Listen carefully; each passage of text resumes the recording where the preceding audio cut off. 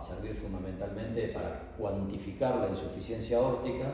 Si tiene flujo diastólico reverso en la aorta descendente, en la aorta abdominal es un criterio de severidad, en la aorta descendente no es un criterio de severidad, y la magnitud, el orificio regurgitante, igual que en la IM, y sobre todo el ancho del jet.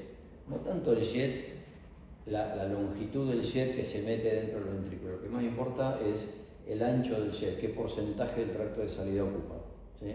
Ese es también un criterio de severidad. O sea que el eco nos va a aportar un montón de información respecto de la estructura, de la anatomía, de la válvula en sí, de la raíz del ventrículo. Con el Doppler nos va a permitir cuantificar la insuficiencia aórtica. Es lo que más vamos a usar. El eco transesofágico, se lo pongo porque tiene una utilidad, sobre todo en grupos quirúrgicos que tienen alta experiencia en cirugía reparativa y hacen plástica de válvula aórtica, pueden reparar la válvula aórtica. Hay mucho menos experiencia en cirugía reparativa de válvula aórtica que en cirugía reparativa de válvula mitral, pero en esos casos el abordaje por eco transesofágico aporta mucha información que permite predecir si el paciente es bueno o mal candidato para reparación de la válvula aórtica. Esto, bueno, nada, son ejemplos. Esto se movía, por supuesto que acá no se va a mover, pero bueno, no importa. Acá es como esta es una estructura, como ustedes lo ven, un parastroma izquierdo lo ves así. Me dice el anillo, me di los senos, me di los senos tubular acá. Fíjense, este es un ejemplo de Marfan. Fíjense cómo eso se perdió todo. Sí. Por encima del plano valvular, vos tenés el plano valvular acá y tenés toda esta bolsa acá, gran anulectasia aórtica. Exacto. Y estos pacientes, y fíjense que el chorrito de insuficiencia tiene insuficiencia aórtica, pero sí, mínimo. Este paciente va a llegar a cirugía por esto, no va a llegar a cirugía por esto. La insuficiencia aórtica en sí misma es nada, es un pelito ahí que tiene. Puede ser más, pero digamos, lo que más llama la atención es la pérdida de la estructura de la raíz aórtica en estos pacientes. En esto y en otros pacientes, la verdad que la tomografía y la resonancia aportan mucha información. Vieron que el eco tiene un segmento ciego que no va a ver, digamos, y sobre todo en los Marfan y en los bicúspides. Es muy importante ver, por la sencilla razón de que son enfermedades que tienen que ver con una alteración de la estructura de la pared en sí misma, entonces puede estar enferma en una magnitud y una extensión variable. En los pacientes con válvula bicúspide y sobre todo con Marfan, es muy importante explorar la totalidad de la aorta. Entonces ahí cobran importancia estudios como la resonancia o la tomografía. Y también para hacer diagnóstico, por ejemplo, acá les puse un ejemplo de disección aórtica. Ahí ven el flap de disección, ¿sí? Tanto en aorta ascendente como aorta descendente, ¿ven? Lo pueden ver con el eco transesofágico también, pero hay veces viene el paciente, dolor torácico, le hiciste una tomografía, bla, bla, y boom, y le viste el flap y ya está hecho el diagnóstico, ¿sí? Y es muy importante que lo que les decía, para evaluar, los pacientes con Marfan son pacientes que a veces requieren una cirugía, 2 cirugías, 3 cirugías, porque van rompiendo la aorta en distintos estadios. Por ahí le resolviste la aorta ascendente, después dilataron el callado y la aorta descendente. Entonces es muy importante tener una medición y una valoración de toda la extensión de la aorta. Este es otro ejemplo, digamos, de la gran anulectasia. Esto es un Marfan. ¿Pero un aneurisma o se ve como aneurisma? O sea, cuando Sí, todo esto es un globo. Fíjate, esto debería venir acá, sí, así. Claro. Con los senos acá así, el anillo y esto de los senos acá, y esto debería ser así. Esto se perdió toda esa arquitectura. Es lo mismo que esto. Lo que pasa es que esto es un eco y esto es una ecografía, entonces es una resonancia. Entonces vos ves que pero ves que la dilatación llega hasta acá. Entonces vos para este paciente tiene insuficiencia aórtica, vos le resolvés esto, le resolvés ese gran aneurisma que tiene y no le tenés que cambiar la válvula y tampoco le tenés que abordar el callado, porque el callado tiene un diámetro normal. Entonces, hacer estudios completos de la aorta, sobre todo en la población Marfan, subpoblación Marfan, es muy importante, ¿sí? Eso también lo pueden ver, esto es una angiografía. El mismo paciente con la resonancia del otro lado, que ves la gran dilatación, se pierde todo esto, que casi ni le ves los senos, no le ves la unión seno-tubular, está todo distorsionado. Este es el chorro de insuficiencia aórtica. Esto no debería estar acá, el material de contraste este. ¿Se entiende? Y fíjate que acá el material de contraste es chiquito, la insuficiencia aórtica que tiene este paciente pierde un poquito para acá, un jet medio excéntrico. Los Marfan a veces cierran a distintos niveles, coaptan mal, justamente como está tironeada la válvula, por ahí cierra a distintos niveles, y entonces muchas veces tienen jets excéntricos. Pero la severidad de la insuficiencia órtica, fíjense, acá tiene este chorrito nada más, y acá tiene todo el ventrículo se llena. ¿Sí? Entonces este paciente seguramente va a ir a cirugía por la magnitud de la IAO, y este paciente va a ir a cirugía, pero no tanto por la insuficiencia, sino cirugía profiláctica de la raíz aórtica y las complicaciones que tiene la raíz aórtica, que después vamos a ver diámetros y demás. Bueno, ¿cómo lo sigo a los pacientes? Dicho esto, ¿cómo lo sigo? Que considero, pues siempre de la misma manera que vimos con estenosis aórtica, el momento es, o la clave es determinar el momento óptimo o ideal para intervenirlo, donde el riesgo que le voy a hacer correr supere el riesgo que yo le estoy haciendo correr por su evolución natural librada a la evolución natural. ¿Sí? ¿En dónde termina? Si yo no intervengo una valvulopatía regurgitante, ¿en qué termina? En insuficiencia cardíaca, no termina en otra cosa. La evolución natural es difusión ventricular y desarrollar insuficiencia cardíaca. O sea que la cirugía de alguna manera es profiláctica de insuficiencia cardíaca. ¿Sí? A lo que quiero llegar es a eso, salvo en el paciente con raíz aórtica dilatada, que el objetivo es evitar eventos duros como disección, ruptura o muerte vinculado a la ruptura de la raíz aórtica. Pero en los otros pacientes es cortar el círculo vicioso que lo lleva a dilatación, disfunción ventricular e insuficiencia cardíaca. Bueno, los predictores de evolución, por supuesto, va a ser la severidad de la regurgitación, esto es bastante obvio. Muy importante determinar el mecanismo regurgitante, por lo que dijimos este ratito, digamos, si es funcional por dilatación de la raíz o no, o por la válvula en sí misma. ¿Sí? Así tengo estos dos grandes grupos. Y acá, digamos, van a reunir indicadores o predictores de evoluciones común, como son el desarrollo de síntomas y parámetros de función sistólica del ventrículo izquierdo. Vamos a ver cuáles son los parámetros de función sistólica del ventrículo izquierdo que uno contempla. En esta y en la insuficiencia mitral se agregan a la fracción de eyección del ventrículo izquierdo la valoración de los diámetros ventriculares. ¿Sí? Eso también, todo esto nos lo va a dar el eco, todo esto nos lo puede informar el eco.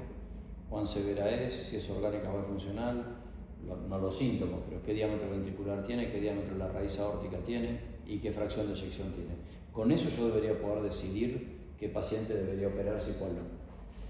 En las funcionales agregamos como predictor de evolución en sí misma el diámetro, después lo vamos a ver esto, la raíz aórtica. Bueno, la clase funcional, obviamente, incluso clase mínimo deterioro de la clase funcional. Es importante, aunque no esperen para mandarlo a operar que el tipo esté en clase 3-4. El tipo que está un poquito sintomático con insuficiencia aórtica se tiene que operar. ¿Sí? ¿Tiene mejor pronóstico si lo operan con sí, que tenga menos complicaciones? Obvio, sí. Muchas menos. Fíjate, la sobrevida en clase 3-4 es pésima. La sobrevida si vos lo operas en clase funcional 2 no tiene nada que ver. Pero aún en clase funcional 2 es peor que en el paciente asintomático. O sea, que no esperemos que el paciente esté muy fregado para operarlo. Cuando tenga síntomas que se opere y ya está. La fracción de eyección, podemos discutir 55, 50, quédense, después vamos a tocar este punto otra vez como parámetro de función ventricular, pero quédense con 50 milímetros de mercurio, 50% de fracción de eyección como predictor de evolución. Y después los diámetros ventriculares. ¿Qué diámetro es más importante que el otro, el diastólico o el sistólico? El diámetro fin de sístole es el más importante como predictor de contractilidad, mucho más que el diámetro de fin de diástole. ¿Sí? Y sobre todo ajustado a la superficie corporal. ¿Sí? El punto de corte que parece dividir buena o mala evolución es un diámetro de fin de sístole por debajo, por arriba, por debajo de 25 milímetros por metro cuadrado, lo cual tiene sentido. Por eso durante algún tiempo se decía que las mujeres tenían peor evolución que los hombres cuando las operábamos. Lo que pasa es que usábamos los mismos, no lo ajustábamos a superficie corporal y era previsible. Una viejita que esperábamos que tuviera 30 milímetros por metro cuadrado de superficie corporal, obviamente para su superficie corporal era muchísimo el diámetro. Si uno lo comparaba con el de un tipo que tenía un body mass index de 32, qué sé yo. Por eso es útil ajustarlo a la superficie corporal. ¿Sí? Y el punto de corte que ven divide aguas es un poco este diámetro. Después también vamos a tocar esto porque es algo de la misma manera que el 50% de fracción de eyección como indicador de difusión ventricular en la estenosis aórtica, en la insuficiencia aórtica también se está empezando a rever un poquito eso. Y otra cosa muy importante y que jerarquiza la necesidad de que estos pacientes los sigamos, ¿sí? La duración de la disfunción ventricular izquierda también es un predictor de evolución. No es lo mismo que un paciente tenga indicios o que uno fehacientemente confirme que tiene disfunción ventricular del grado que sea, seguramente leve al principio, pero disfunción ventricular al fin, desde hace 3-4 años a que hayamos detectado disfunción ventricular en los últimos 4 meses. ¿Sí? Cambia radicalmente. Fíjense que cómo recupera la función ventricular cuando la disfunción ventricular es leve, recuperan todos y muchísimo, cosa que no sucede cuando yo no lo sé, que a veces te pasa. Ya primera consulta ya encontraste un tipo con insuficiencia aórtica severa y 40% de fracción de eyección. ¿Desde cuándo lo tiene? No lo sé. Si no lo sé o sí sé que es prolongada, la recuperación, lo cual tiene sentido también. ¿Se acuerdan? Habíamos hablado que la hipertrofia, la apoptosis, la muerte celular, la fibrosis eran cosas que es un continuo de enfermedad. ¿Sí? Entonces pacientes que tienen mucho tiempo de duración de disfunción ventricular izquierda tienen más fibrosis y por ende menos reversibilidad. ¿Se acuerdan de la fibrosis de reemplazo, la fibrosis intersticial? Entonces, otro predictor de evolución, y por eso es importante, yo a los pacientes con insuficiencia aórtica severa, aunque no tengan disfunción, no tengan indicadores de cirugía, yo les hago 2 ecos por año, cada 6 meses les pido un eco. Porque si de un control al otro pinchó el ventrículo, yo sé que ese ventrículo lo va a recuperar. Esta patología, ustedes operan un paciente con 70 milímetros de diámetro de fin de diástole, lo operan, yo les puedo hacer, en tiempo y forma, yo les puedo asegurar que a los 6 meses tienen el ventrículo mucho más chico. Achican el ventrículo y mejoran la función ventricular. Por lo mismo que dijimos antes, ¿se acuerdan? Desde el punto de vista fisiológico, ¿qué tienen estos pacientes? Igual que la estenosis aórtica, poscarga alta. Tienen poscarga alta. Y si yo les resuelvo el problema, va a bajar la poscarga y el ventrículo se va a acomodar en un número importante de casos. ¿Sí? Bueno, ¿qué dicen las guías? Estos son no son las últimas guías, pero se los puse a propósito, porque desde hace rato que dicen lo mismo. Dicen, igual que para la estenosis aórtica, paciente con síntomas es una recomendación que no discute nadie, recomendación clase 1, se debería operar. Y en el paciente, aunque esté asintomático, si tiene alguna evidencia de disfunción sistólica del ventrículo izquierdo, tomando como punto de corte 50% de fracción de eyección, también se debería operar, aunque esté asintomático. Si usted engancha a un paciente con insuficiencia aórtica severa que está efectivamente asintomático, que hay un 10% más o menos de pacientes que lo pueden estar, pero tiene 47% de fracción de eyección, opérenlo. Opérenlo porque ese paciente, el ventrículo ya empezó a sufrir. Y como dijimos, si lo dejo evolucionar en el tiempo, cuanto más tiempo de disfunción ventricular izquierda, menos chances tengo de que eso recupere.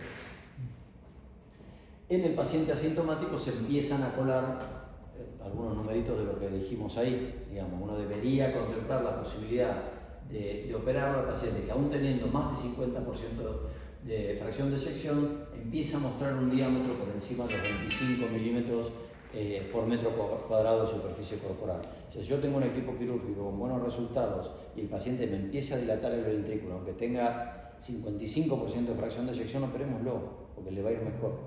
¿Sí? Le va a ir mejor por esto que vimos acá.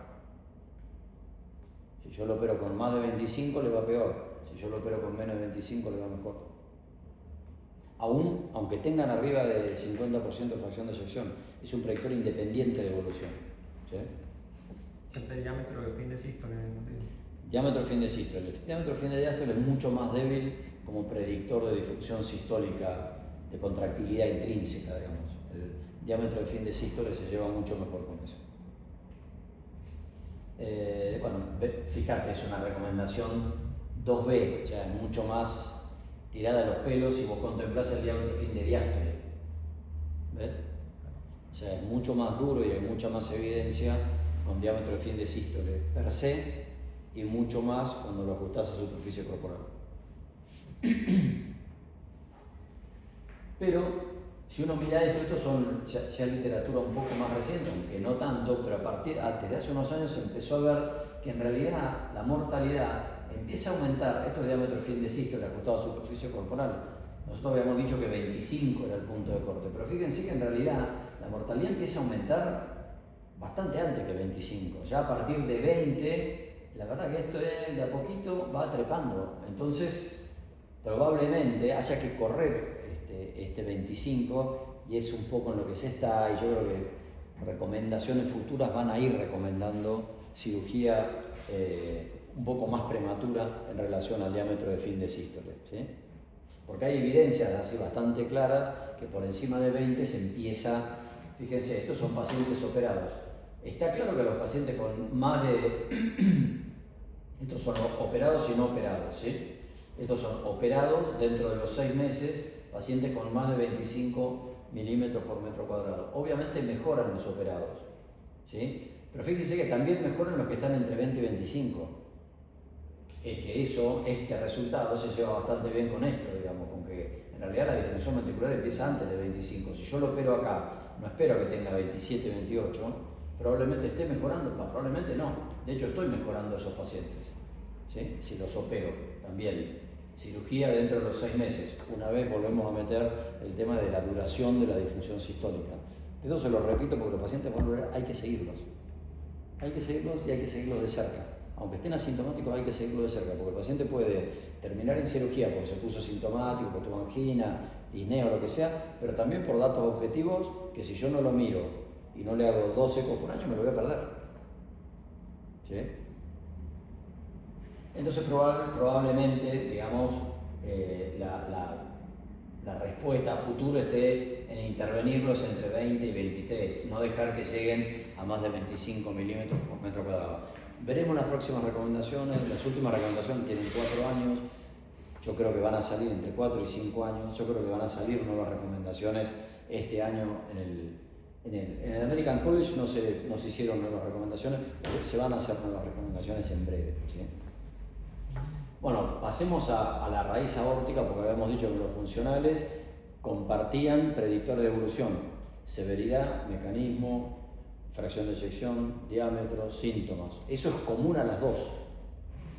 Pero los funcionales, la raíz aórtica como predictor, y la pregunta es esta, digamos, si importa el diámetro o importa la etiología, ¿por qué el tipo llega a dilatar la raíz aórtica? ¿Sí?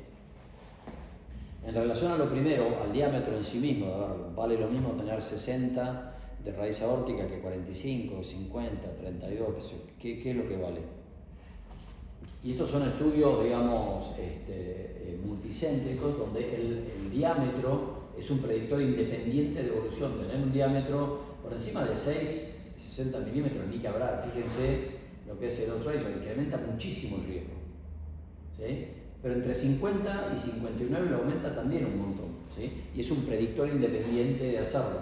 Fíjense que a medida que aumenta el diámetro, acá están los colorcitos, digamos, la tasa de eventos, y eventos duros, me refiero a disección, ruptura o muerte, ¿sí? Va de la mano de incrementos sostenidos en los diámetros. Y claramente los pacientes con menos, por abajo de 50 tienen bastante menos eventos, sobre todo eventos duros que contemplen disección, ruptura o que se mueran por alguno de estos, por un síndrome aórtico agudo, ¿sí? Y si algo cambió la evolución en estos pacientes, o el pronóstico en estos pacientes, es la cirugía profiláctica, la cirugía electiva, digamos. Claramente mejor que el tratamiento médico, y ni que hablar mejor que la cirugía de emergencia. Ustedes saben que la mortalidad por la disección aórtica se incrementa sostenidamente hora por hora. En las primeras 24 o 48 horas, si no haces algo, un porcentaje gigante se muere. En 2 horas. Sí, sí. Como me pasó un paciente. Pero sí, que no llegan. Algunos ni llegan a lo que se mueren en la casa. Se mueren en la casa por el sangrado. Al movimiento, a los esfuerzos. Y sí, bueno. Ahí mismo, estando en los hospitales, ahí se mueren. Es que sí. Esperando la cirugía, te estás armando, que le haces el esofágico, y se mueren, sí, se mueren. Y después la otra pregunta es si importa la etiología o no importa la etiología. Y creo que hay 2 subpoblaciones dentro de la disfunción aórtica funcional que vale la pena tocar muy por arriba, aunque sea porque los van a ver simplemente. El Marfan, porque es muy paradigmático, y la bicúspide, porque es la cardiopatía congénita más frecuente. Vos agarrás 100 tipos al azar en la calle ahora, uno vas a encontrar que tenga una válvula bicúspide, uno o dos vas a encontrar que tengan válvula bicúspide, o sea, más o menos la prevalencia de Y jóvenes, ¿verdad? Entre 40 y 50 años. Es que sí, porque Ambos. los dos tienen eventos prematuramente. Sí. Un viejito con estenosis aórtica degenerativa se opera a los 75 años, un bicúspide se opera a los 55 60. O sea, se morfa una o dos décadas antes. Bueno, el Marfan, ustedes, es una enfermedad de tejido conectivo, ya lo saben, está bien definida el patrón de hereditario, es autosómico dominante. Hay una cosa importante, que si bien tiene penetrancia completa, tiene una expresión variable. El fenotipo del Marfan es muy variable. ¿Sí? Hay Marfanes que lo diagnostica, otra vez la traigo a mi hija de 10 años. Viste que es el flaco, con mayor envergadura que altura, pectus excavatum, malagnodactilia, elasticidad paladar ojival, subluxación de cristalino. Bueno, ese lo diagnostica casi cualquiera. Pero después hay Marfanes que no tienen tanto eso. ¿Sí? Por eso tiene una expresión fenotípica bastante variable. Esta es más o menos la prevalencia. Fíjense que hay mutaciones 9 casos esporádicos sin historia familiar, que la historia familiar es muy importante, en un porcentaje no despreciable de pacientes. También es clásico, y eso lo saben ustedes, tienen compromiso de múltiples sistemas. Tienen malformaciones esqueléticas, oculares de la columna, cardíacas, o sea, afecta a distintos sistemas. Pero la complicación más grave justamente es el tema que nos ocupa, que es sobre todo ninguno de ustedes van a hacer pediatría. Hay Marfanes en chicos que hacen insuficiencia cardíaca a edad prematura de la vida, con insuficiencia mitral mixomatosa. Eso, salvo que hagan pediatría, no lo vamos a ver. Y lo que vamos a ver como principal causa de muerte en esta población es síndrome aórtico agudo. Se diseca, se rompe, se muere. Bueno, este es Marfan, cuando lo describió toda la historieta, esto ya lo dijimos. Está bien establecida la base genética de esta enfermedad, está bien claro, digamos. El gen defectuoso es el gen que codifica la fibrilina, ¿sí? Eso es en esencia lo que pasa, ¿sí? El problema relativo a la base genética que hay, y esto es viejo, seguro que hoy por hoy hay muchas más que 1000 mutaciones, y las mutaciones no tienen salvo en casos en chicos, no tiene una muy buena correlación entre tipo de mutación, genotipo y fenotipo. O sea, por eso por ahí no sé si es tan importante tener un genotipo del Marfan en la población adulta que nosotros vamos a ver. La fibrilina, bueno, lo que pasa, la fibrilina ustedes saben que es un componente de la matriz extracelular, y lo que pasa es que cuando, digamos, lleva a un colapso estructural de la pared, por eso es débil, ¿sí? La fibrilina forma parte estructural de la pared, es deficiente, esa pared va a ser blandita, por decirlo de alguna manera, y lleva al colapso estructural de la pared, por eso se dilata con liberación de metaloproteinasas y demás. Esto es un poco en microscopía, cómo se ve, los agujeros de la pared que deja de estar laminar y demás. Esto es una pared normal, digamos, y fíjense cómo es una pared de un Marfan, ¿sí? Hay gran cantidad de metaloproteinasa con la membrana basal fragmentada, y por eso pierde estructura, por eso lleva al colapso estructural de la pared, ¿sí? Esto es más o menos lo mismo. Esa es la función estructural de la fibrilina, pero eso no, la verdad que la cuestión estructural no explica todo lo que tienen los pacientes Marfan, no explica las malformaciones esqueléticas, porque no tiene que ver con el hueso, tiene que ver con la pared vascular. Entonces lo que tiene la fibrilina también, por ejemplo esto, o esto, ¿sí? La fibrilina tiene una función regulatoria, digamos, aparte de la función estructural. La función estructural explica algunas de las anomalías que uno le ve al Marfan, pero no otras, y quizás las otras tengan que ver un poco con esto, con la función regulatoria que tiene la fibrilina, aparte de la función estructural, digamos, porque la fibrilina deficiente lleva un incremento de la actividad del factor del TGF-beta, ¿sí? Que es una proteína, bueno, tiene que ver mucho con el desarrollo de fibrosis y muerte, apoptosis y muerte celular programada. Cuando hay déficit de fibrilina o fibrilina defectuosa, aumenta mucho el TGF-beta, ¿sí? Y puede llevar a todo esto. Eso hace que, digamos, que se haya el bloquear esta hiperactividad del TGF-beta, se haya de alguna manera transformado o intento de transformado en un objetivo terapéutico, porque se puede bloquear, ¿sí? Se puede bloquear con anticuerpos antagonistas del receptor tipo 1 de la angiotensina, los sartán. ¿Sí? Se podría hacer eso. De la misma manera que se hace con los betabloqueantes. Los betabloqueantes en el Marfan, eso lo habrán escuchado, digamos, a la población joven Marfan, aunque no esperemos que tenga una raíz aórtica dilatada enormemente, démosle betabloqueantes, por ahí ustedes no lo van a ver, yo tampoco lo voy a ver porque no voy a ver chico de 10 años, qué sé yo, pero retarda la tasa de crecimiento de la raíz aórtica los betabloqueantes, solo en la población Marfan. No, si ves son series chiquitas con pocos pacientes, pero no hagan extensivo lo que se vio en la población marfana o en la población bicúspide, por ejemplo. No hay datos hasta donde yo sé que los beta-bloqueantes retarden la dilatación de un bicúspide con raíz dilatada, pero sí en los marfanos.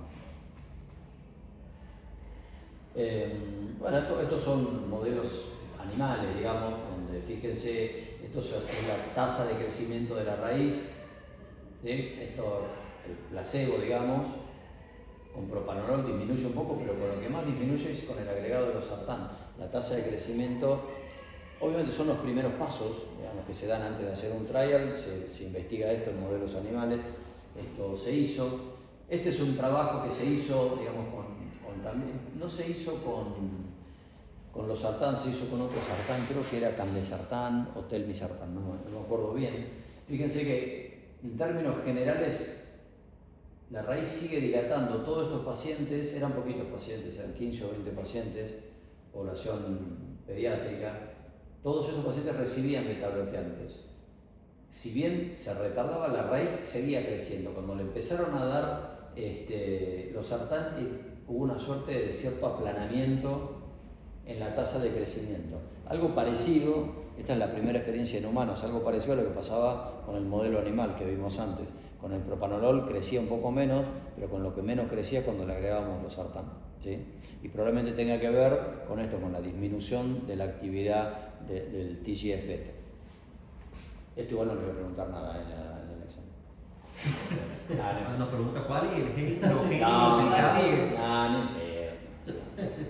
no, bueno, esto de trial, otros trials, se hizo este trial, este es un trial donde de alguna manera muestra que en la población marfan adulta, todos estos trials, primero los bichitos, después en población chiquita, estudio medio piloto, con los sartán que veíamos, y después se hizo que este es un trabajo ya más grande, multicéntrico y demás, donde los sartán demuestra reducción de la tasa de dilatación de la raíz aórtica. ¿Sí? Entonces parecería ser una buena estrategia darle los sartán a estos pacientes prematuramente, aunque no tengan raíz aórtica dilatada, porque probablemente tengan, después de este laburo, a mí me llamó la atención, se hizo este laburo y después como que no apareció más nada, y no hay una recomendación formal, así, recomendación clase 1, los sartán. Y el laburo es bastante prolijo, a mí me resultó bastante prolijo el laburo, es multicéntrico, tiene bastantes pacientes, digamos, bueno. ¿Y qué pasaría con la presión? No, la va a bajar. Presión alta, ¿no es cierto? Es un vasodilatador, te va a controlar la presión, pero los efectos van más allá de eso. Teóricamente, la especulación es que el bloqueo de los receptores de la angiotensina disminuye la actividad del factor TGF-beta, que tiene apoptosis, fibrosis y también participa en la disrupción de la arquitectura de la pared. Más allá del efecto beneficioso hemodinámico, digamos. Pero igual no le vas a dar los sartán, no esperes que al marfan se ponga hipertenso para darle los sartán. Le deberías dar los sartán aunque no esté hipertenso. ¿Entendés? Por esto, porque la teoría o la hipótesis es esta, no es la vasodilatación. Bueno, ustedes saben que el marfan, los criterios diagnósticos se hace esencialmente, no tienen que tener un genético para hacer un marfan, diagnóstico marfan, es un diagnóstico que se hace esencialmente clínico. Son los criterios diagnósticos de Ghent, criterios mayores, menores, como todo, no nos detengamos en esto, más allá de reconocer que la dilatación de la aorta ascendente y la disección aórtica, que es lo que nos ocupa ahora, es un criterio mayor para hacer diagnóstico de marfan. ¿Sí? O sea, tiene un peso específico enorme constatar en un paciente que yo sospecho fenotípicamente que tiene Marfan, encontrarle dilatación de la raíz es un criterio mayor de diagnóstico. Ni que hablar si se disecó, ni que hablar. Más o menos lo que se hace es así, digamos, la ausencia de historia familiar, que habíamos dicho, ¿se acuerdan que había 20-25% de casos de mutaciones esporádicas o nuevas? Necesitas dos criterios mayores, más afección de un tercer sistema. Si por alguna razón vos tenés diagnosticado el gen defectuoso, ya con un solo criterio mayor, más otra afección también. En presencia de historia familiar lo mismo, con un solo sistema alcanza, ¿sí? Y lo importante es que una vez cuando vos haces diagnóstico de Marfan en un familiar, tenés que estudiar al resto de la familia, los familiares de primer grado, por el patrón congénito. Lo mismo tenés que hacer con los bicúspides. Si bien no hay como acá, digamos, identificado un gen defectuoso como es acá, la probabilidad de encontrar un paciente con bicúspide es mucho más alta en la población que tiene ya una válvula bicúspide que en un tricúspide normal. Entonces, la recomendación es que si vos encontrás un paciente con bicúspide, tiene un pibe con bicúspide o un señor con bicúspide que tiene hijos, yo le mando a estudiar a los hijos siempre, si tiene un hermano también, si tiene un padre relativamente joven también, o sea, porque es muy probable que encuentres algún familiar en primer grado que también tenga válvula aórtica bicúspide. Bueno, las causas de muerte no importa, ya hablamos un poco de eso. El Marfan es en este mismo estudio, en el cual el diámetro de la raíz aórtica en distintos puntos de corte resultó ser un predictor independiente de ruptura o disección. El Marfan también, tener Marfan también es un predictor independiente de eventos duros vinculado a un síndrome aórtico agudo. De hecho, hay una enorme cantidad de síndromes aórticos, y fíjense que el Marfan está dentro de los de alto riesgo, ¿sí? Cosa que no está el bicúspide. El bicúspide también está dentro de la población, por supuesto, que puede desarrollar aneurisma de aorta torácico, pero el riesgo de un bicúspide está por encima del tricúspide, un poco, pero claramente por debajo. La probabilidad de que un Marfan se rompa, o se dice que es mucho más fácil que un bicúspide le pase eso. Fíjense, el IRAD es un registro internacional de disección aguda de aorta. Y fíjense, en la población de menos de 40 años, la mitad de los disecados son Marfan. Es bestial la prevalencia. Ustedes agarran la población de disecados de menos de 40 años, la mitad van a ser Marfan. Es enorme, ¿sí? El bicúspide mucho menos, fíjense, puede ser un 9%. ¿Sí? Bueno, acá, qué sé yo, se sugiere, a partir, este estudio evalúa riesgo de población disecada y no disecada y diámetros, y sugieren cirugía profiláctica, y en medio de acá empieza a instalarse el 50 milímetros de mercurio, que después milímetros de diámetro, como indicador de cirugía profiláctica, que dicho esto que dijimos, después de los bicúspides vamos a ver que cambia, no son los mismos puntos de corte para la población Marfan que para la población con una válvula aórtica tricúspide.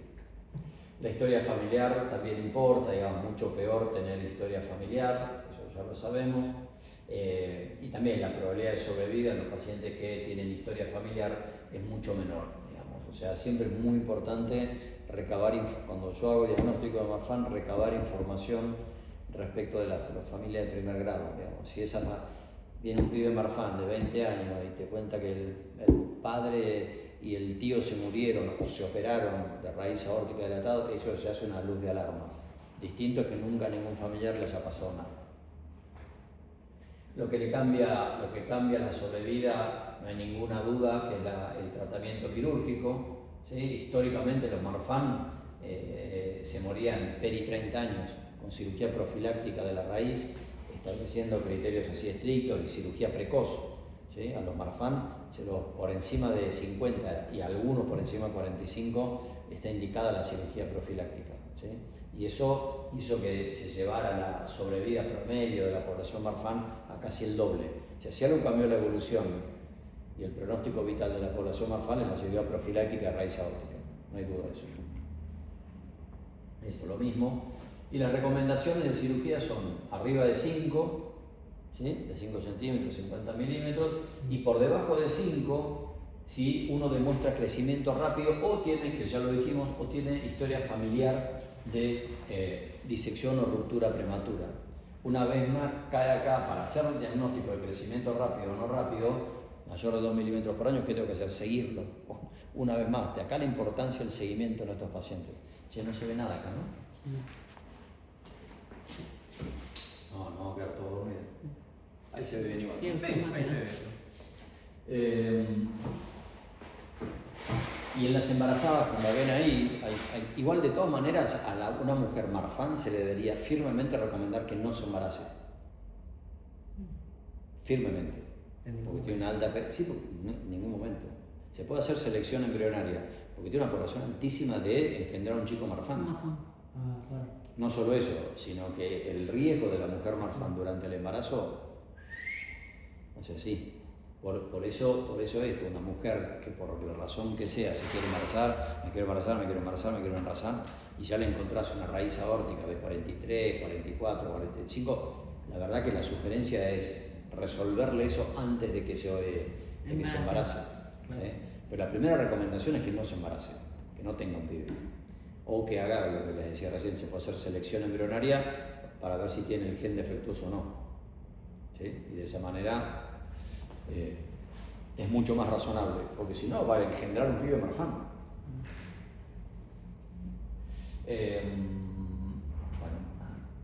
Esto es un poco lo mismo. Población Marfan con arriba de 50 es una recomendación formal de intervenirlo y considerarlo en los pacientes mayores con más de 45, en los que tienen factores de riesgo, que es lo que venimos diciendo, que crezca rápido, que tenga un familiar disecado con síndrome aórtico agudo a una edad temprana, todo eso. En el bicúspide es por encima de 50, ¿sí? Por encima de 50 cuando lo mismo, cuando tiene historia familiar, cuando crece rápido, cuando tiene coartación aórtica asociada. Ahora vamos a ver algo de bicúspide, pero en un bicúspide, y vos que haces eco, los que hagan eco, si ven un bicúspide, búsquenle coartación aórtica, siempre. Ya lo deben saber, pero yo lo repito, ¿sí? Porque hay una asociación, digamos, como es una cardiopatía congénita, frecuentemente los pacientes con cardiopatía congénita, o no infrecuentemente por lo menos, tienen alguna otra cardiopatía congénita asociada. Y en el bicúspide hay que buscarle coartación aórtica, siempre búsquenle los pulsos, búsquenle el síndrome cardiográfico de coartación, y entonces búsquenlo siempre. Porque hay veces, a mí me ha pasado de hecho, que me manden un paciente con insuficiencia aórtica severa, bicúspide, para operar, un par de veces me pasó. Le encontramos una coartación aórtica, la resolvimos con una endoprótesis la coartación aórtica y la severidad de la IAO cayó. Entonces no se tenía que operar, lo que tenía que resolverse, por ahí se termina operando a futuro, pero no se tenía que operar ahora. ¿Sí? O sea, cuando vean un bicúspide, búsquenle, hagan esfuerzos por descartarle coartación aórtica. ¿Sí? Bueno, esto nada, lo de los betabloqueantes, los sartán, lo que vinimos hablando de otras recomendaciones. Ahí está lo del riesgo de embarazo, la selección embrionaria, en la descendencia tiene un 50% de chance del pibe de tener un chico Marfan. Lo de los betabloqueantes sí, siempre, digamos, para llevarlo a menos de 60 de frecuencia cardíaca en reposo y que no tenga una respuesta cronotrópica desmedida, ¿sí? Bueno, obviamente los Marfan no tienen que hacer deportes de contacto, digamos, que no vaya a jugar al rugby un pibe Marfan. La raíz aórtica dilatada, ¿viste? Golpe, no.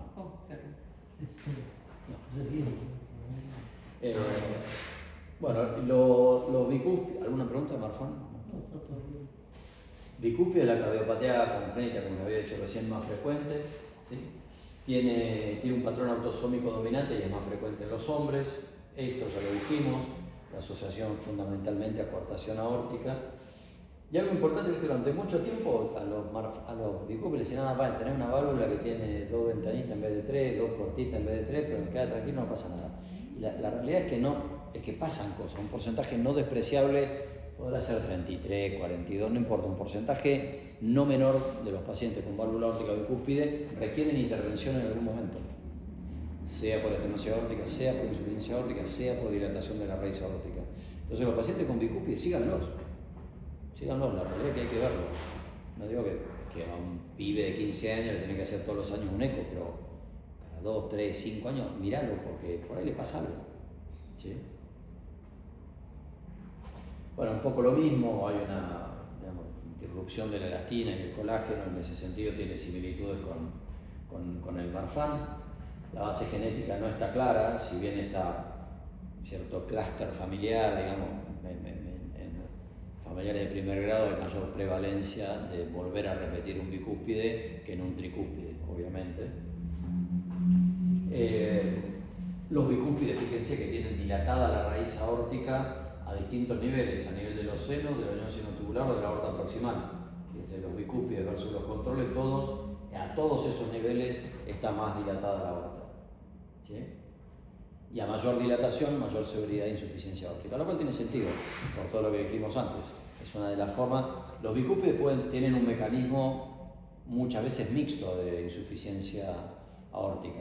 Funcional si tiene la aorta dilatada y también la válvula en sí misma es bicúspide, con lo cual puede perder por los dos mecanismos. A nadie se le va a ocurrir hacerle una cirugía con preservación de la válvula aórtica en bicúspide. Tiene sentido, es una válvula mal formada.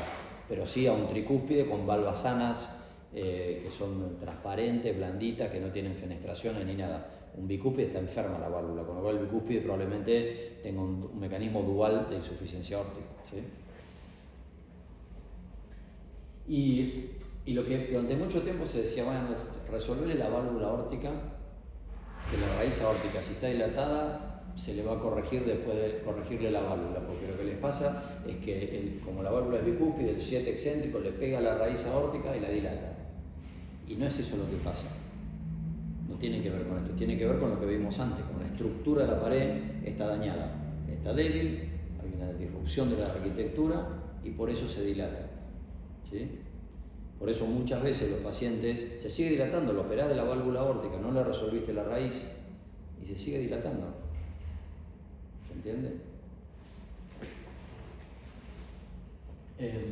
Por ejemplo, este es un trabajo italiano que se hizo en conscriptos. Válvulas tricúspides versus bicúspides, pero que son normofuncionantes, o sea que la válvula está sana. O sea, abre bien y cierra bien, es solamente bicúspide. Y fíjense que a nivel de los senos, de la unión sinotubular y de la aorta ascendente, los bicúspides con válvula normofuncionante tienen mayores diámetros. Esto tira por tierra la hipótesis de que la pared, la raíz está dilatada porque el jet le pega. Acá no le pega ningún jet porque es una válvula que es bicúspide pero que funciona bien y aún así está dilatada. ¿Entienden? O sea que es una enfermedad intrínseca de la pared. Tiene una enfermedad de la pared de la raíz aórtica, no de la válvula, y por hemodinamia o impacto reológico se dilata. Estas son válvulas que funcionan bien y aún así están dilatadas. ¿Sí? Entonces no tiene relevancia el punto de hora, el punto de orificio de regurgitación, si es excéntrica, si es un lado, si... ¿En qué sentido? En cuanto a la evolución del paciente. No, sí, no todas las válvulas bicúspides evolucionan igual, depende de dónde esté el RAFE y todo eso, pero a los fines de la raíz aórtica no. Por eso se recomienda que cuando los pacientes tienen, al momento de la cirugía, ¿se acuerdan que el punto de corte era 50? ¿Sí? Habíamos dicho, para cirugía profiláctica. Ahora, cuando vos tenés que operar una válvula aórtica bicúspide, porque tiene estenosis o insuficiencia, y ya no llega a 50, pero tiene 40, 45, la raíz aórtica, sobre todo 45, operalo. Porque si no pasa esto, fíjate que los que tenían seguimiento en el tiempo son pacientes que ya se operaron de la válvula aórtica, los seguís en el tiempo. Los pacientes que se operaron con válvula por encima de 45, fíjense, requieren cirugía otra vez, porque se sigue dilatando y tiene sentido, ya estaba enferma la pared. Entonces, la indicación de cirugía sobre la raíz aórtica en la válvula bicúspide depende del momento, depende si lo vas a operar por la raíz exclusivamente o si lo vas a operar por la válvula y en forma anexa tenés que evaluar la raíz aórtica. Bueno, esto ya se lo mostré, que estaba dentro del grupo de familias con dilatación de la aorta o desarrollo de aneurisma de la aorta torácica, pero, digamos, la disección tipo A ocupa un lugar muy chiquito, un 4%, que es algo más, pero lejísimo del 50% que puede expresar el Marfan, ¿sí? O sea, tiene más tasa de síndrome aórtico aguda con una válvula tricúspide, pero mucho menos que un Marfan.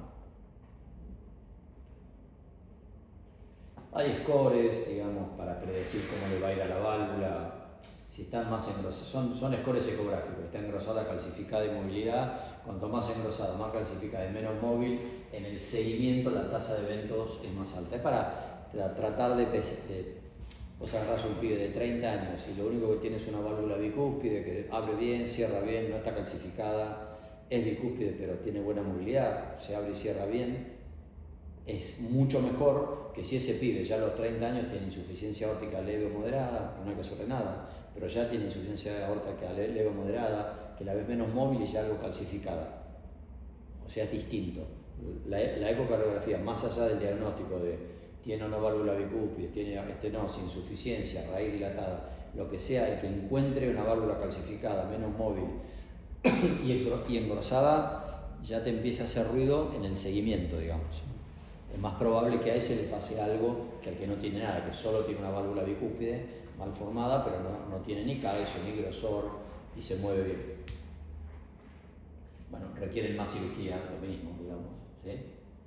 Si tienen alguna de estas cosas, de generación valvular temprana, tienden a tener mayor necesidad de cirugía en el seguimiento. Esto es lo mismo, ya lo habíamos visto, digamos, los bicúspides, habíamos dicho 50, ¿sí? Más de 50 con factores de riesgo, se operan. Estos sí se operan por la raíz aórtica, ¿se acuerdan? ¿No? Porque acá cambia, habíamos dicho, si el bicúspide se tiene que operar cirugía profiláctica, la raíz habíamos dicho que era que 50, pero si se tiene que operar de la válvula, ¿sí? El punto de corte para intervenir de la raíz sugerido es 45 milímetros. ¿Lo entienden el concepto de este, no? ¿Les queda claro o no? No. ¿No te queda claro? Me parecía que lo mirabas como ¿qué mierda me está diciendo el pelado este? No.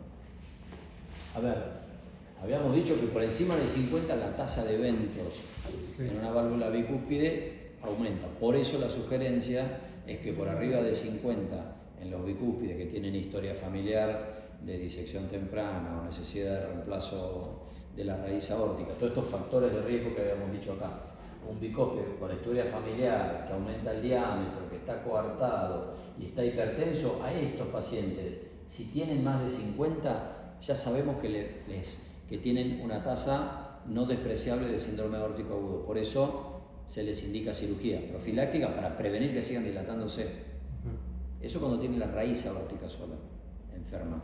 Ahora, cuando vos tenés la válvula enferma, la válvula está enferma, o sea, lo tenés que operar no por la raíz, lo tenés que operar, en principio, lo tenés que operar porque tiene estenosis aórtica severa o insuficiencia aórtica severa. No llega a 50 lo de la raíz aórtica, que es lo que habíamos dicho, pero lo tenés que operar de la válvula, y vos sabés que si lo operás de la válvula por esto que te mostré acá, si vos lo operás solo de la válvula y tiene más de 45, fíjate lo que pasa. A los 7, 8 años lo vas a tener que operar, ya vas a estar en diámetros por encima de 50, vas a decir, lo vas a tener que operar el tipo y tiene una esternotomía hecha hace 5 o 6 años, 7. Entonces, ¿entendés? Entonces, a esa raíz que no mide 50, pero que ese paciente lo vas a operar por la válvula, sabiendo que le va a seguir creciendo la raíz aórtica, ya está grande, 45 es grande, y le va a seguir creciendo, operarlo en ese mismo acto operatorio, ¿sí? Resolverle la válvula y la raíz aórtica. ¿Sí? Pero vos lo estás operando por la válvula. Si no tuviera la válvula enferma y tiene 45, esperalo. ¿Se entiende? Esperalo. Porque con 45 es poco probable que le pase algo. No sé dónde estábamos, acá. Ah, bueno, esto mezcla un poco todo. La pregunta era si tenía importancia pronóstica, está claro que sí. ¿Importa la etiología? Está claro que sí. No es lo mismo tener Marfan bicúspide o tricúspide. ¿Se acuerdan que eran predictores independientes en el multicéntrico? La etiología era importante y los diámetros eran importantes. En el Marfan más de 50, en el bicúspide más de 50 con factores de riesgo, en el no Marfan más de 55. Al viejito de 75 años, hipertenso, que tiene 50 de raíz aórtica, no lo manden a operar. Esperen un cacho, digamos. Si lo encuentran con 58, sí, pero si tiene 50, no. Y después tengamos en cuenta la velocidad de crecimiento, lo cual resalta una vez más el tema que decimos siempre, el seguimiento de los pacientes valvulares. Respecto del tratamiento, tengamos una cosa clara, que ya lo dijimos, digamos, o lo esbozamos. El tratamiento, el único capaz de restablecer que la válvula funcione bien es la cirugía, no hay otra. ¿Está claro? Entonces todo esto que hacemos acá, lo único que intenta hacer, no digo que lo logremos, es preservar la función ventricular y retardar el momento quirúrgico o enlentecer la dilatación de la raíz aórtica. Esto es lo que persigue el tratamiento médico, ¿sí? Pero está claro que no es una alternativa a la cirugía, ¿sí? Lo que restablece el normal funcionamiento de la válvula es la cirugía, no hay otra cosa, ¿sí? Para hacer esto podemos jugar con vasodilatadores y para evitar la dilatación de la raíz aórtica podemos jugar fundamentalmente con beta bloqueantes.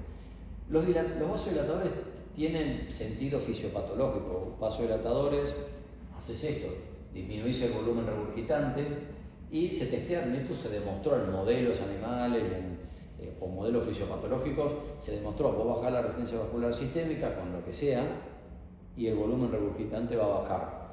Cuando se hicieron laburos, este es un laburo clásico, digamos, que confrontaba digoxina con nifedipina y demostró que la nifedipina, como ven acá, retarda el momento de la necesidad de la cirugía. Esto parece un laburo que primero que no tiene grupo placebo, ¿sí? Y comparó dos estrategias de intervención. ¿Esto qué quiere decir? ¿Que la nifedipina es buena o que la digoxina es mala? Yo qué sé. ¿La digoxina puede ser mala acá? Sí, puede ser mala. ¿Por qué? Porque te adelanta, o sea, te empieza a llevar a que se te pueda presentar o sea, como que aumenta más el riesgo de la lesión, ¿no? Pero igual la nifedipina y las dos en teoría hacen lo mismo, siendo que la nifedipina supuestamente tiene un poquito más de efectividad. La nifedipina primero, la nifedipina es vasodilatadora, la digoxina no lo es. No. Y la digoxina lo que tiene es que te puede bajar la frecuencia cardíaca. Si te baja la frecuencia cardíaca, ¿qué pasa? Aumenta la diástole. ¿Cuándo regurgita? Durante la diástole. Vos con la digoxina, entonces ¿esto qué quiere decir? ¿Que la nifedipina es buenísima o capaz que la digoxina lo empeoró a los pacientes? ¿Por qué? Porque le aumentaste el tiempo de diástole, le aumentaste el volumen regurgitante. Entonces, este laburo es bastante endeble, no resiste mucho análisis, digamos, más que este. De hecho, lo repitieron, el mismo grupo lo repitió, en el 94 se hizo este laburo. ¿Qué dijo que soy? Puta madre. Me acuerdo como si lo hubiese leído ayer. Y 10 años después, el mismo grupo repiten este estudio, ahora sí, primero dos estrategias vasodilatadoras, no un vasodilatador y una droga como la digoxina. Acá, dos vasodilatadores, nifedipina y enalapril, y ponen un grupo placebo. Y fíjense que no demostró nada. ¿Sí? No demostró nada, esto trató igual, qué sé yo. El tratamiento no modificó nada, ni la presión sistólica, diastólica, ni la frecuencia, ni los diámetros, nada. Lo único que modificó la cosa es la cirugía, la evolución, es la cirugía. O sea, hoy por hoy no es frecuente, porque uno intenta darle, porque tiene sentido, le doy un vasodilatador, le bajo la resistencia vascular sistémica, le disminuyo el volumen regurgitante y eso debería retardar la evolución y la necesidad de cirugía. Pero esto no está efectivamente demostrado, no hay un trial que demuestre esto. ¿Tiene sentido fisiopatológico? Sí. Y ustedes van a ver que hay un montón de pacientes con insuficiencia aórtica que están con tratamiento vasodilatador. Pero están con tratamiento, no coqueteen con la idea, le estoy retardando la cirugía. No, probablemente no pasa eso. Lo que sí pasa es que frecuentemente los pacientes con insuficiencia aórtica requieren tratamiento vasodilatador porque tienen hipertensión sistólica. Es frecuente, o sea, preocúpense si un paciente con insuficiencia aórtica tiene 115 sistólica. El ventrículo no está muy bien. Seguro, aunque tenga función ventricular. 115, ya tengo que pensar en que no. Es frecuente que los pacientes tengan con el volumen regurgitante, volumen sistólico, es frecuente que tengan 150 sistólicas. Entonces es frecuente que nosotros le demos vasodilatadores. Ahora, no nos envalentonemos con decir con esto le estoy retardando el tiempo quirúrgico, pues probablemente no suceda eso. ¿Sí? Igual dénselo, traten la hipertensión. Sí, claro. Si no, me va a terminar con otra cosa. No, el tratamiento es un buen seguimiento a cada 6 meses. El tratamiento sí, denle eso, trátenle la hipertensión, trátenle la dilipemia si la tiene que, yo qué sé, Y asegurar las comorbilidades. háganle profilaxis de endocarditis si cabe, qué sé yo, háganle todo eso, pero no, lo otro no tiene mucho asidero. Sí se hace esa profilaxis. Yo había leído lo de la profilaxis de endocarditis, sí la hace Cada con vez menos. penicilina y eso. Cada vez menos. Cada vez menos. Antes se le daba, de eso algo vamos a tocar cuando veamos estenosis mitral, pero históricamente, viste, hay como dos condicionantes para dar o no. Primero el procedimiento, no es lo mismo una videocolonoscopía en un tipo que tiene un absceso rectal, es mucho más bacteriémico que digamos, que te saquen las amígdalas. Y antes le daban a todo, cualquier procedimiento medio que le daban. Después se segmentaron procedimientos de mayor o menor riesgo de bacteriemia. Y después la otra parte es la cardiopatía de base. No es lo mismo tener una enfermedad reumática mitroaórtica con estenosis, insuficiencia mitral, ¿verdad?, que un prolapso mitral con IM moderada. No es lo mismo. Del 2008, una cosa así, no, por bien, de eso lo vamos a ver después, se hizo como un relevamiento de eso y se restringieron un montón las indicaciones. Se le daba al paciente que había tenido endocarditis previa, al paciente que ya había tenido endocarditis, al paciente con una cardiopatía cianótica reparada, al paciente en los primeros 6 meses de implante de sutura o prótesis, o sea, al receptor de un corazón ya con valvulopatía, o sea, se restringió un montón. Y los procedimientos a una endoscopía pueden no hacer, si una endoscopia, un procedimiento invasivo, no involucra un área que está infectada, si usted le van a hacer una fibrobronco a un tipo que tiene un absceso de pulmón y tiene un prolapso mitral, háganle profilaxis.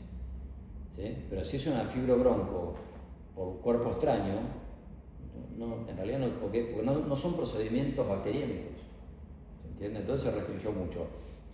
Yo creo que las dos puntas son demasiado exageradas, a favor y en contra de dar. Yo creo que estamos medio en el medio. No creo que nadie, yo de hecho no adhiero 100% a esta cosa de darle a segmentos tan exclusivos, tan chiquitos. Hay muchas cosas que ni les doy, un montón, que antes le dábamos, pero no soy tan restrictivo para darles. Los betabloqueantes, bueno, habíamos dicho que la raíz aórtica dilatada tenía mayor severidad de insuficiencia aórtica y ahí también conllevaba el riesgo de disección. Los betabloqueantes, al disminuir la DPDT, habíamos dicho estos dos laburos, ¿se acuerdan? Población Marfan, nada más, no lo extrapolemos a otros. También habíamos dicho lo de los sartán. Y esto el objetivo ya lo habíamos dicho, digamos, que el objetivo de la cirugía esencialmente en cualquier valvulopatía regurgitante es profilaxis de insuficiencia cardíaca, que el tipo no llegue a la instancia que deteriore su ventrículo y desarrolle falla reumática. ¿Me querían preguntar algo? No, me pareció que me querían preguntar algo. No, esto ya lo vimos, las indicaciones de cirugía en las distintas poblaciones. Esto ya lo vimos. Y después la elección del procedimiento. Bueno, depende de muchas cosas, digamos, porque hay distintos tipos de cirugía, pero hay factores clínicos a considerar. No es lo mismo que el paciente sea un Marfan que no lo sea. Porque pues cirugía de Ross, ya lo hablamos el otro día, no le hagamos a un Marfan cirugía de Ross. Porque ya sabemos, estamos poniendo de un lado para el otro una pared que ya sabemos que está enferma. No usemos tejido ya enfermo.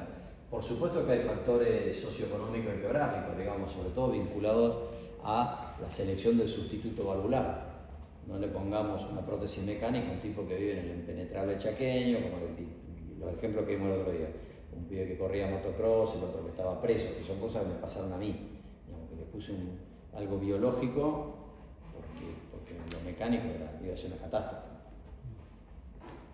Y después factores anatómicos, función ventricular, ponerle el ROS.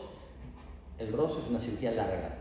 Como es técnicamente muy demandante, entonces los pacientes con disfunción ventricular y no son buenos candidatos a cirugía de ROS, porque tenés mucho más tiempo de parada cardíaca, a veces tenés hipotermia profunda, con eso el músculo se come una piña atrás de la otra. Entonces, los pacientes, 30% de fracción de eyección y no le hagas un ROS. Por ahí hacer un TAVI, yo qué sé. ¿Sí? ¿Se entiende? Pues hay que juntar un montón de cosas y que tenga raíz aórtica enferma o no, digamos, no es lo mismo. Tipo que si tiene la raíz enferma, tenés que hacerle algo, tenés que elegir qué. ¿Sí? Este es el clásico de cirugía de un paciente Marfan con raíz aórtica dilatada, que es lo que se llama cirugía de ventral de Bono. El tubo valvulado, es un tubo de Dacron. Acuérdense, este paciente tenía, ¿se acuerdan? El globo así, Sí. e insuficiencia óptica. Y le tenés que resolver todo. Lo clásico es esto: tubo de Dacron, piqui, y la válvula que viene, ya te venden el tubo valvulado mecánico. En una época vendían el tubo valvulado biológico, algunos cirujanos lo armaban, agarran el tubo de Dacron y le cosían una válvula biológica dentro del tubo, biológica, para evitar anticoagulación. Pero el concepto es esto: el tubo y la válvula, sea mecánica o biológica, y le tenés que reinsertar las coronarias, como ves acá. Cirugía larga, muchos puntos, mucha dificultad técnica, mucha posibilidad de errores técnicos. Es una cirugía demandante, pero bueno, es el clásico. Otra forma de reemplazar la raíz aórtica, estos son otros sustitutos biológicos. Este es un clásico. ¿Eso es cadavérico ahí? Este es un injerto cadavérico. Sí. Sí. Acá el ROS, ¿se acuerdan? Metía la válvula pulmonar si estaba sana del lado izquierdo, y el agujero que te quedó del lado derecho lo reemplazás con un injerto cadavérico que contempla la válvula anterior mitral. Esto es la válvula anterior mitral. Los homoinjertos nosotros en la fundación lo usamos bastante también en las endocarditis aórticas, porque el homoinjerto es muy resistente a la infección. Eso le iba a decir yo, doctor, esos pacientes así con esos injertos no tienen alto riesgo que se pueden infectar después o algo. No, el homoinjerto, Sí. no, de hecho el homoinjerto es bastante resistente, como es tejido vivo, y es un tejido descelularizado, para no tener antigenicidad, porque vos le estás metiendo esto de otro cristiano a un tipo con un trasplante, digamos, es eso. Entonces los descelularizan a alta presión y no tienen antigenicidad en general. Nosotros lo usamos bastante en endocarditis también, que te permite, el homoinjerto lo que te permite, endocarditis aórtica con mucho compromiso de la fibrosa mitroaórtica, o abscesos perianulares del anillo. Está todo roto eso, cuando el cirujano entra ahí, empieza a sacar, está todo hecho mierda. Y muchas veces le tenés que reconstruir la raíz. El homoinjerto es una muy buena estrategia para reconstruir la raíz en una endocarditis, ¿sí? Usando también la valva anterior mitral, que a veces la usás para ocluir la fibrosa mitroaórtica, que hacen abscesos ahí. Y este es un modelo de válvula biológica con raíz, también se llama freestyle. Pero nada, es otra estrategia para poder reemplazar la raíz aórtica. Esto es mecánico en general, el ventral de Bono, pero puede ser biológico, lo puede armar el cirujano, y estas otras dos son otras alternativas. Y les había dicho, valve sparing quiere decir preservación de la válvula, les había dicho que por ahí el Marfan, o cualquier insuficiencia aórtica funcional, dilatación de la raíz aórtica, pero tienen las valvas que están sanas, el cirujano entra, ve las valvas están sanas, tiene el anillo dilatado, pero las valvas no son el problema, simplemente estaban traccionadas y no tienen superficie de coaptación. Entonces lo que se puede hacer es preservar la válvula. Usas un tubo, hay dos técnicas importantes, son que una se llama remodeling y la otra reimplante, que lo que hacen es reemplazan la raíz aórtica dilatada y encastran el tubo en el anillo aórtico. Con técnicas distintas. ¿Llevan ya todas estas prótesis y esto la llevan?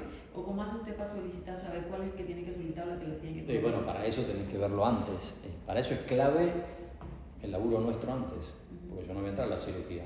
Hay buenos candidatos y malos candidatos para remodeling o reimplante. A mí me gusta más el reimplante que el remodeling. Es como fija y hace mucho más. Porque el gran problema de esto es que vos le pones el tubo y queda con insuficiencia aórtica. Esto fija mucho mejor el anillo aórtico, para mí, esta técnica de reimplante. No importa entrar en detalle, pero son dos técnicas distintas. Ustedes sepan que existen estrategias quirúrgicas de reemplazo de la raíz aórtica con preservación de la válvula. Pero eso vos lo tenés que evaluar antes. Igual el cirujano entra con un tubo como para hacer un remodeling o un reimplante, puede no andar, tiene que desmontar todo y hacer un vental de bomba, ¿no? Puede pasar. De la misma manera que una plástica de válvula mitral. Puedes entrar con la idea de reparar la válvula mitral, me quedó como el culo, hiciste un transofágico, cuando salís de bomba, che, la verdad que no quedó bien, hay que volver a entrar en bomba y reemplazar la válvula, eso puede pasar. Siempre tenés que entrar con un plan A y un plan B. Cuando haces cirugía reparativa, que esto es cirugía reparativa, la cirugía de plástica de válvula mitral es cirugía reparativa, tenés que entrar con un plan B, porque el tipo tiene que salir con la cuestión resuelta. O sea, vos entrás con más de un sustituto valvular, entrás con un tubo aislado para hacer un reimplante, pero también con un tubo valvulado por si tenés que hacer un vental de bono. Mi hija, mira. Ya está bastante, tiene 17 años. 17 años ya. Siguiente autor. Tiene que mandarnos esa diapositiva. Después nos manda las diapositivas. Sí. Pásame un mail, pasame vos un mail. Sí, yo te lo paso. Pasame vos un mail por WhatsApp. Sí. Y yo te lo paso a vos y vos distribuíselo. Sí. ¿Le quedó claro o mucho quilombo? No, es enredado, pero